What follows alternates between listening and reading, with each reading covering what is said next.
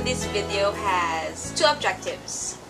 One is to start with my acting career, and second is, of course, to address some of your concerns of how to detail the very old and classic product, Dufalac. So this is my attempt of showing you how I will do it if I were a rep.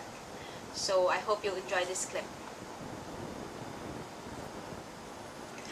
Good morning again, Doctora. Doctora, my objective for this call is to have a little recap, a short recap of what we discussed last week. If you can remember, we talked about Dufalac, of course, and its role in treating your pregnant patients with constipation. And second, Doctora, is to add some points that will, of course, add to your confidence in using Dufalac. This time with another set of patients, particularly your geriatric and your, of course, post-op patients. Okay. Sige. Yeah. So, Doctora, thank you again for having me in your... I know that you're very busy because I was asking your secretary earlier and she said that you had like 15 patients already. Okay lang yun. Sige na. So, Doctora, I also asked her and regarding the ratio of how many geriatric patients you have in a day, and she said it's a little less, like 50, 60? Around 60% of my patients are of geriatric age already. Okay, so very significant, Doctora. Oo, madami sila. Madami talaga.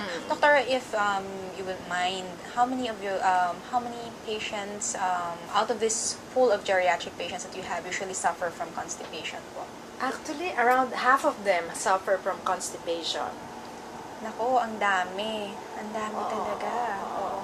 Do you give laxatives, Doctora? I do. I do give Dulcolax. Okay. The other one is Fibrosine. Okay, Doctora. And the third one is Dufalac. I think is that your product? Yes, Doc. Specifically, Dufalac. And thank you so much, Doctor, for using our product. Doc, if you don't mind, can I ask what particular reason or why is it that you prefer to use the first two products that you mentioned? Well, I usually prescribe Dulcolax and Fibrosine because they act faster. Okay. Doctora, if I got it right, it's because they can release, produce a release in a shorter period of time. Results agad. Yan. Okay, Doctora. Many of the patients are so nagmamadali, you know. So, ayan. So, I give them those two products. On what event do you use Dufalac, Doctora?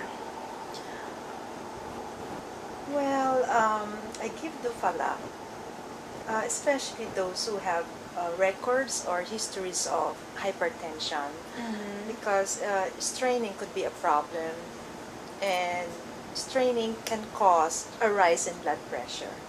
Okay. Actually, you're one of those doctors who really has this very broad and very specific knowledge when it comes to the advantages of using a laxative. Indeed, doctor. That's one point that we sometimes forget when treating geriatric patients, that straining is, of course, a risk that they can take or can happen to them and can result to a very, let's say, an ideal situation afterwards. But thank you for pointing that out, Doctora. And other specific concerns, Doctora, aside from the one that you mentioned earlier with regards to the short period that the two product requires for it to be released, any other points or concerns in using laxative? Safety? Yeah, that's one. Okay, Doctora. Of course, as a doctor, I really would like to help my patients to relieve them of their discomfort. That's the first thing yun na unang naisip ko. Alam mo naman, pag matatanda na sila. Oo nga, Doctora. Mahirap na kasi, alam mo naman, ayaw mahirapan, ganun. Doctora, i-recap ko lang po yung sinabi natin. So, one is, tinitingnan niyo yung safety, and the other one is more or less inclined to the straining part. And number 3 is you prefer to use the first two products that we talked about because mabilis sila.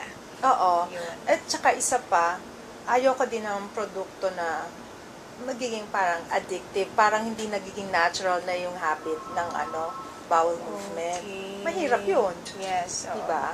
Habituating, Oo. Doktora, to that effect. Parang ganun.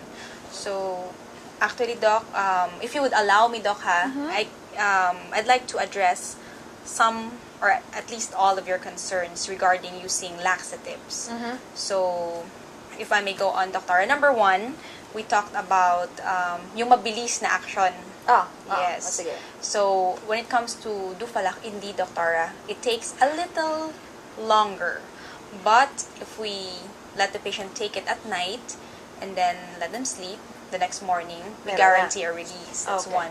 Particularly, Doctora, with a very good reason that Dufalak, Doctora, promotes natural mode of action when it comes to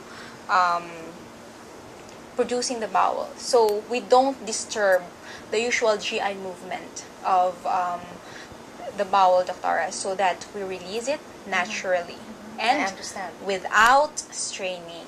That's Yun ang another maganda doon, advantage, diba? Doctora, yes. And regarding your second concern, Doctora, we talked about habituation or yung minsan iniinom mo na siya ng iniinom kasi gusto yung mong ma-release siya agad, di ba, Doc? So, with regards to that, Doctora, especially for your geriatric patient, it does not cause habituation and no intestinal protein loss. So, those are the two things. And of course, Doc, as we discussed last week, it is so safe that it can be given to pregnant patients. So, I hope that I addressed all of your concerns with Dufalak, Doctora. Sige, no problem. I will prescribe Dufalak more often. Oh, thank you so much, Doctora, for that commitment. And I hope, Doc, that during my next visit, we can talk more about the experience of your patients with Dufalak. Sige, you're welcome to my clinic anytime. Thank you so much, Doctora. Doc, before I leave, I'd like to leave this notepad and literature in one. Number one is to, of course, remind you of the advantages of Dufalak and for you to be using the notepad and at least be reminded that it is indeed safe for your geriatric patients. Sige. Thank you very much. Thank you so much, Doctora. Doc, can you please sign? I will sign here? Yes, Doctora, Okay. please.